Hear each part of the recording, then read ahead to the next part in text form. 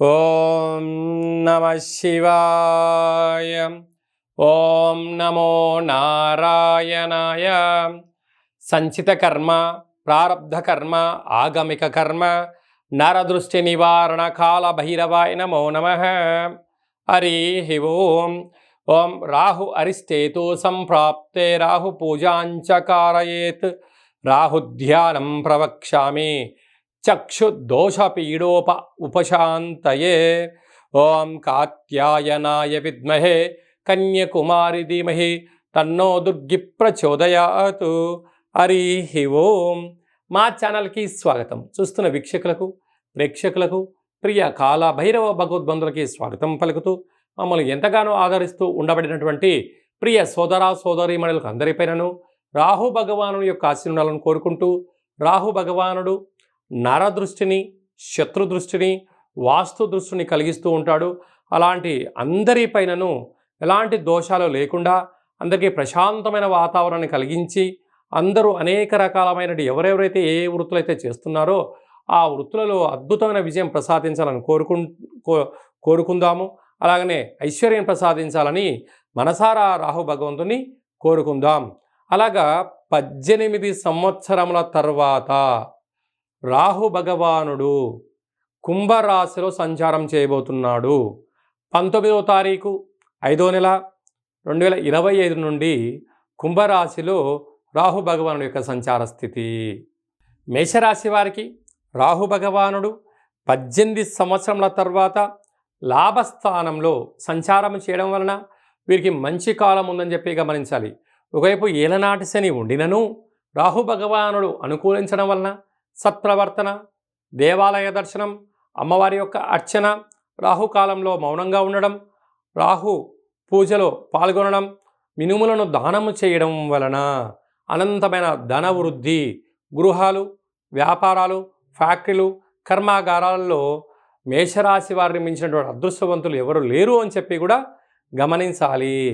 వృషభ రాశి వారికి 18 సంవత్సరాల తర్వాత రాహు భగవానుడు కుంభరాశిలో రాజ్యస్థానంలో వృత్తి, ఉద్యోగ, వ్యాపార, రాజకీయ, సేవారంగ, మార్కెటింగ్ రంగంలో స్వామివారు సంచారం చేయడం వలన స్వల్ప కొద్దిపాటి ఆటంకాలు ఉంటాయి.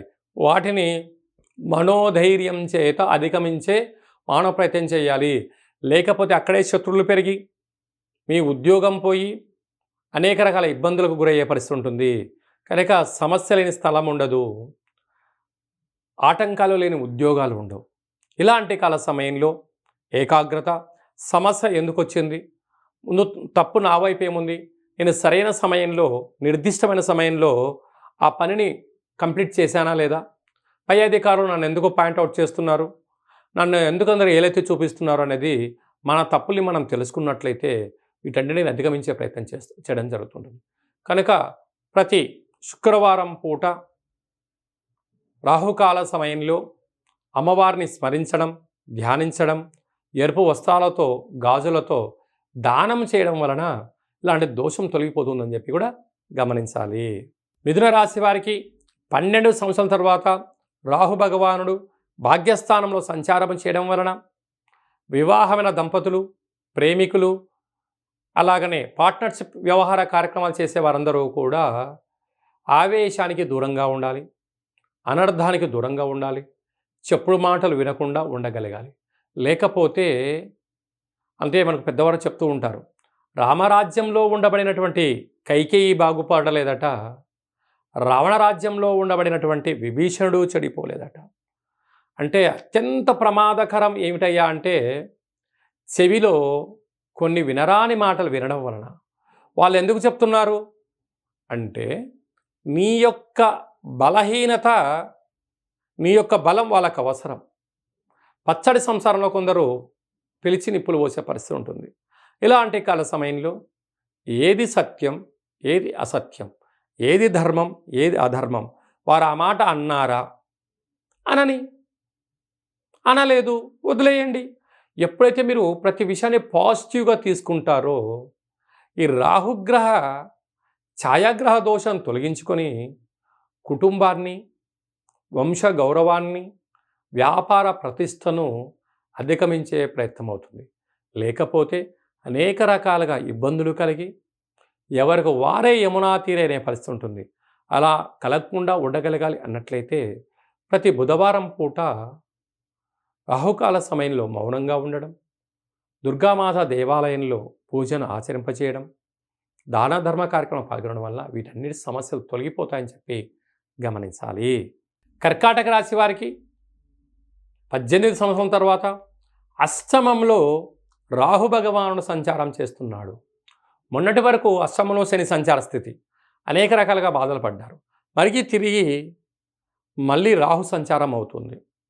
ఇలాంటి కాల సమయంలో నరాల బలహీనత, బ్రెయిన్ స్ట్రోకు, గుండె జబ్బులు, రక్తహీనత, నరదృష్టి, శత్రుదృష్టి పొంచి ఉన్నాయి.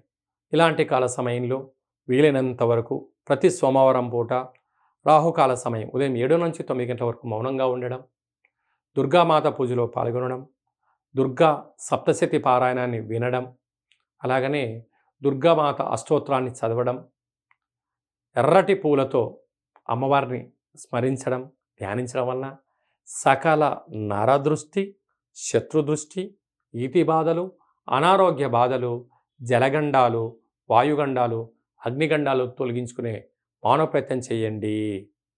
సింహరాశి వారికి 18 సంవత్సరాల తర్వాత రాహు భగవానుడు సప్తమ స్థానంలో సంచారం చేయడం వలన ప్రేమికుల మధ్య, భార్యాభర్తల మధ్య, పార్ట్నర్షిప్ వ్యవహార కార్యక్రమాల మధ్య కొత్తగా వ్యాపారాలు ప్రారంభించాలి.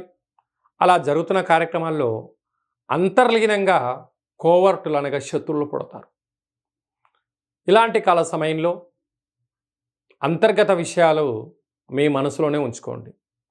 ఏ ఒక్క విషయమో మీరు నా బంధువులు కదా, మీరు నా పార్ట్నర్లు కదా, నా సన్నిహితులు కదా అని మీరు చెప్పారా, మీ యొక్క అంతర్గత విషయాన్ని తెలుసుకొని వారే మీకు ఏకైకి కూర్చొని మిమ్మల్ని ముప్పు తిప్పులు పెట్టి ఈ స్థిరచరాస్తులలో, ఉద్యోగాల్లో, వ్యాపారాలలో ఏలు పెట్టి మిమ్మల్ని అధోగతి పాలు చేసే పరిస్థితి అధికంగా ఉంటుంది. అంటే మీ యొక్క నోటి ద్వారా శత్రువులను వృద్ధి చేసుకునే పరిస్థితి ఉంటుంది. కనుక రహస్య సమావేశాలకు, రహస్య చర్చలకు ఇదంత సరైన సమయం కాదు. ప్రేమికులు చాలా సయోధ్యగా ఉండాలి. ఎవరైనా ఏదన్నా అన్నట్లయితే వాటిని మౌనంగా చిరునవ్వుతో స్వీకరించగలిగినట్లయితే వీటన్నిటినీ అధిగమించే ప్రయత్నం చేయవచ్చు. ప్రతి ఆదివారం పూట దుర్గామాత పూజలో పాల్గొనడం, రాహుకాల సమయంలో నింబకుసుమ దీపాలు పెట్టడం వల్ల వీటన్నిటినీ ఛేదించే పరిస్థితి ఉంటుందని చెప్పి కూడా గమనించాలి. కన్యరాశి వారికి 18 సంవత్సరాల తర్వాత రాహు భగవానుడు కుంభరాశిలో 6వ స్థానంలో సంచారం చేయడం వలన చిన్న చిన్న విషయాలకు ఆందోళన చెందడం, డాక్టర్ల యొక్క సలహాలు లేకుండా మీ వ్యక్తిగతమైన నిర్ణయాలు తీసుకొని టాబ్లెట్స్ మింగడం, ఇంజెక్షన్లు వేయించుకోవడం వలన అనేక రకాలమైనటువంటి సమస్యలు ఉత్పన్నమవుతాయి. రుణ సమస్యలు, రోగ సమస్యలు, శత్రు సమస్యలు అవుతాయి. కనుక ఔషధ సేవనం చేసేవారు, విద్యార్థులు, ఉద్యోగస్తులు, వ్యాపారస్తులు, ఆహార ఉత్పత్తులు, హోటల్ వ్యాపార కార్యక్రమం చేసేవారందరూ కూడా ఒకరి మీద మీరు ఆధారపడకుండా తెలిస్తే మీరు ఆ పని చేయండి, తెలియలేదు తెలుసుకొని పని చేయండి. దీనివల్ల రుణ రోగ సమస్యలు తొలగిపోయి పెద్ద పెద్ద ఆటంకాలను తొలగించుకొని మంచి ఉన్నతమైన ఉజ్వల భవిష్యత్తుకు దగ్గరవుతారు. ప్రతి బుధవారం పూట రాహుకాల సమయంలో రాహుదీపాలు పెట్టడం, దుర్గామాత పూజలు పాల్గొనడం వల్ల ఈ సమస్యలను తొలగిపోతాయని చెప్పి కూడా గమనించాలి. తులారాశి వారికి 18 సంవత్సరాల తర్వాత రాహు భగవానుడు తులారాశిలో పంచమ స్థానంలో సంచారం చేయడం వలన నూతనంగా వివాహం అయిన వారికి సంతాన యోగము, ఆ అమ్మాయి ప్రెగ్నెన్సీ కాల సమయంలో వీలైనంత వరకు భార్యాభర్తలు చాలా సఖ్యతగా ఉండి తీరాలి. సకాలంలో తిండి, సకాలంలో ఔషధ సేవనం, సకాలంలో ఉండగలగాలి. లేకపోతే పిల్లల యొక్క పిండోత్పత్తి కాల సమయంలో నరాల బలహీనత అని, హార్ట్లో హోల్ పడిందని, పిండము పెరగట్లేదని చెప్పి కొద్దిపాటి చిక్కులకు గురయ్యే పరిస్థితి ఉంటుంది. అలాగే డెలివరీ కాల సమయంలో ఇబ్బందులు గురయ్యే పరిస్థితి ఉంటుంది. పిల్లల యొక్క చదువులు, పిల్లల యొక్క అభివృద్ధి, పిల్లల యొక్క వాళ్ళకి ఇవ్వాల్సిన లావాదేవీల విషయంలో దయచేసి తల్లిదండ్రులు వాగ్వివాదానికి దిగవద్దు. ఇప్పుడు వచ్చేటువంటి కాల సమయంతో కూడా 10th క్లాస్ అయిపోయి డిగ్రీలు పై చదువులు వెళ్ళేటువంటి పిల్లల యొక్క మనోభావాలను మీరు డాక్టరే చదవాలి, మీరు ఇంజనీరింగే చదవాలి అనేటువంటిది కాకుండా పిల్లల యొక్క మనస్తత్వం తెలుసుకొని వారికి ఏ యొక్క వృత్తిపైన అయితే ఏ రంగం పైన అయితే వాళ్ళకి అభిలాష ఉందో వాళ్ళను మీరు చేర్పించగలిగినట్లయితే పిల్లల భవిష్యత్తు బాగుంటుంది. మీ దగ్గర ఉన్న ధనము, సమయము, జీవితము వృధా కాకుండా ఉంటుంది. లేకపోతే తల్లిదండ్రులు ఒక మాట, పిల్లలు ఒక మాట, కాలేజీలో ప్రొఫెసర్స్ ఒక మాట, అంటే లెక్చర్స్ ఒక మాట వాడడం వల్ల పిల్లల యొక్క భవిష్యత్తులు అగమ్య గోచరమయ్యే పరిస్థితి ఉంటుంది.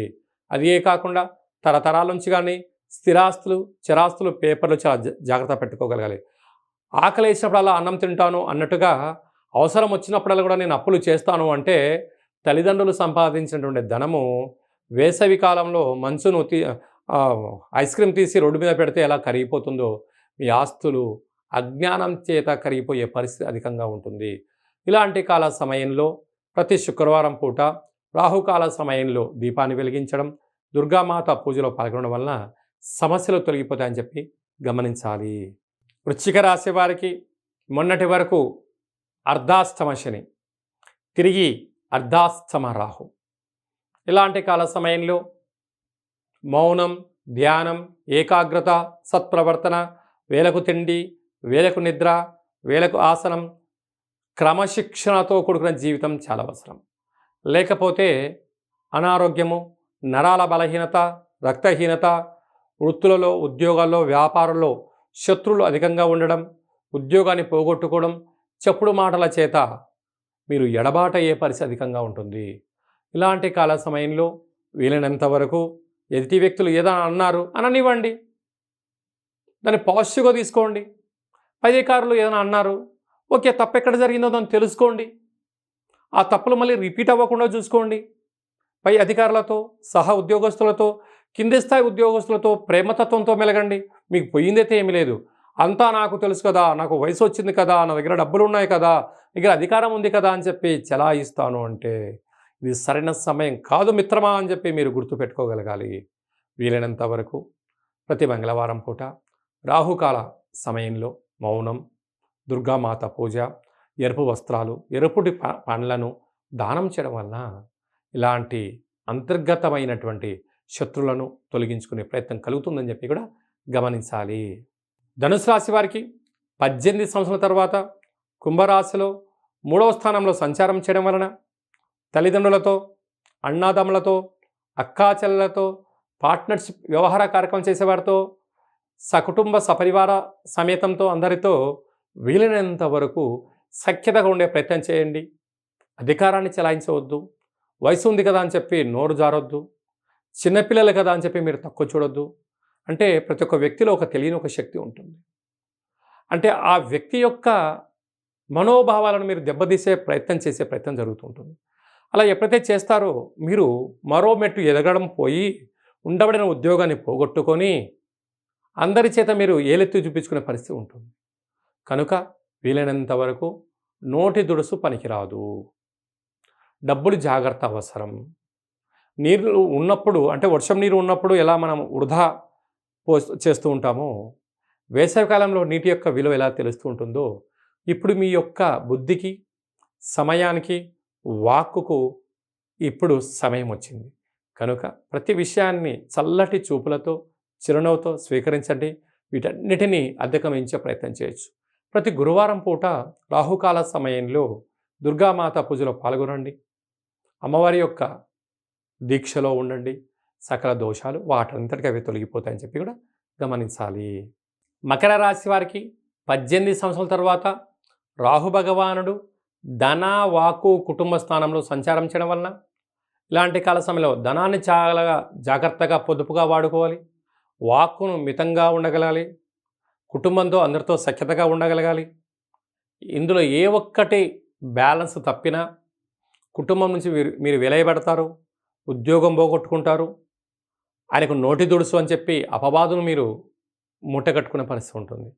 ఇలాంటి కాల సమయంలో మౌనం, ధ్యానం, ఏకాగ్రత, సత్ప్రవర్తన, వేలకు తిండి, వేలకు నిద్ర, వేలకు ఏదైనటువంటి కార్యక్రమాన్ని ఒక టైం షెడ్యూల్ని ప్లాన్ చేసుకొని దాని ప్రకారంగా మీరు వెళ్ళగలిగినట్లయితే ప్రతి శనివారం పూట రాహుకాల సమయంలో దుర్గామాత పూజలో పాల్గొనడం, అలాగా ఎరుపు వస్త్రాలను దానం చేయడం, ఎరుపు పదార్థాలను పండ్లను దానం చేయడం వలన ఇలాంటి దోషం తొలగిపోతుందని చెప్పి కూడా గమనించాలి.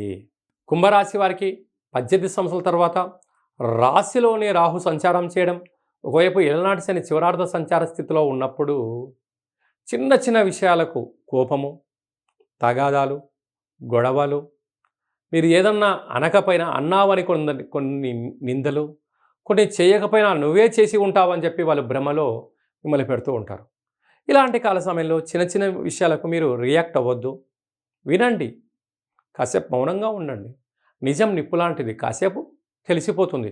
ఆ క్షణంలో మీరు వెంటనే మీరు ఫైర్ అవ్వడం, గొడవ పెట్టుకున్నారనుకోండి, చెయ్యని నిందకు మీరు ఇబ్బంది పడడం, ధనం పోగొట్టుకోవడం, చెడ్డ పేరు తెచ్చుకోవడం, శత్రువులు పెరగడం, దీనివల్ల అనారోగ్యము, నరాల బలహీనత, ఆర్థికపరమైన ఇబ్బందులకు గురయ్యే పరిస్థితి ఉంటుంది. ఇలాంటి కాల సమయంలో ప్రతి శనివారం పూట రాహుకాల సమయంలో మౌనంగా ఉండడం, దుర్గామాత పూజలో పాల్గొనడం, ఎరుపు వస్త్రాలను దానం చేయడం, ఎరుపు పూలతో అమ్మవారికి అలంకరించడం వలన వీటి దోషాలు తొలగిపోతాయని చెప్పి గమనించాలి. మీనరాశి వారికి 18 సంవత్సరాల తర్వాత రాహు భగవానుడు వ్యయంలో అనగా 12వ స్థానంలో సంచారం చేయడం వలన ఆర్థికపరమైనటువంటి ఖర్చులు, అనారోగ్యమైన ఖర్చులు, హాస్పిటల్స్, గొడవలు, కోర్టు, పోలీస్ స్టేషన్లు, విందులు, వినోదాలు, పొగడ్తలకెళ్ళి డబ్బులు పెట్టడాలు, ఆవేశానికి వెళ్ళి ఖర్చు పెట్టించే పరిస్థితి ఉంటుంది. కొందరు పని కట్టుకొని మిమ్మల్ని రెచ్చగొట్టడం, పని కట్టుకొని ఆహా మీరు అంతటి వాళ్ళండి, మీరు ఇంతటి వాళ్ళండి, అంతటి గొప్ప వాళ్ళండి, మీ నాన్నగారు అది చేశారండి, మీ అమ్మగారు అది చేశారని చెప్పి మిమ్మల్ని ఉక్కిరి బిక్కిరి చేస్తూ మీ దగ్గర పైన ధనాన్ని, సమయాన్ని వాళ్ళు వాడుకొని వెళ్ళిపోయే పరిస్థితి ఉంటుంది. ఇలాంటి కాల సమయంలో పొగడ్తలకు వెళ్ళొద్దు. ధనాన్ని కాపాడుకునే ప్రయత్నం చేయండి, ఆరోగ్యాన్ని కాపాడుకునే ప్రయత్నం చేయండి. వేలకు మీ పనులు మీరు చేసే ప్రయత్నం చేసినట్లయితే ధనపరమైన చిక్కులు రావు అని చెప్పి కూడా గమనించాలి.